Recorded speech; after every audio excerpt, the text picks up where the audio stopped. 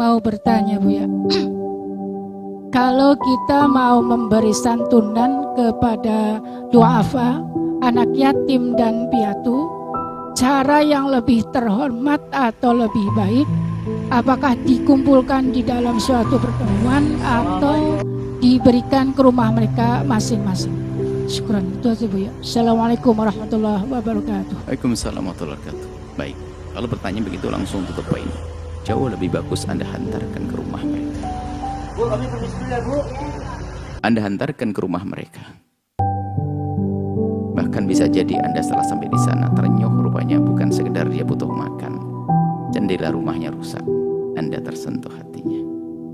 Rupanya dia ngeliat, oh ada adiknya 3 kecil-kecil. Anda bertambah. Anda hantarkan ke rumahnya. Jauh lebih bagus.